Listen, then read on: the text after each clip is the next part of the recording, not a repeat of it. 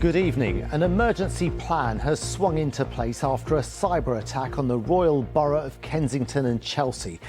As well as police, it's understood the National Crime Agency and intelligence hub GCHQ are investigating what's happened after the attack was uncovered on Monday.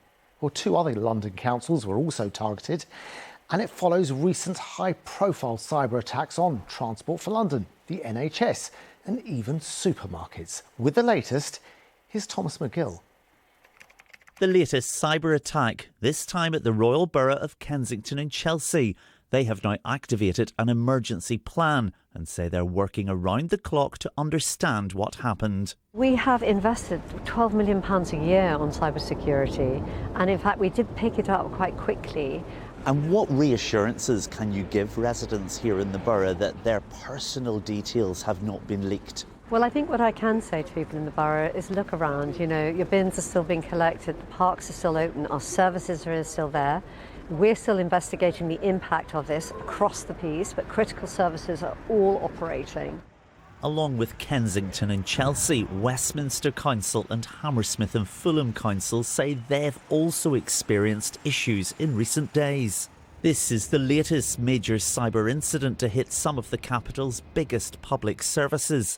Guy's and St Thomas's Hospital and King's College were forced to postpone 1,300 outpatients appointments and hundreds of procedures after they were hit last year. And then there's the high street. Online shopping at Marks and Spencer's had to be paused for months, and stores were left with empty shelves after weeks of disruption following a cyber attack in April. And then earlier this month it was revealed the incident almost wiped out the company's profits for the first half of the year. The Co-op and Jaguar Land Rover also experienced security breaches in recent months. Experts say attacks are now inevitable and that companies need to work fast to identify and tackle the problem when it does. The worst case scenarios is where the attacker has been in the system for months and then they deliver the ransom, because that's the worst case. So speed of detection is critical, but what we call early detection minimises the impact.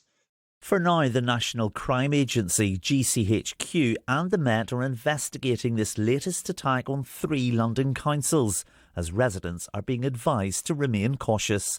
Thomas Magill, BBC London.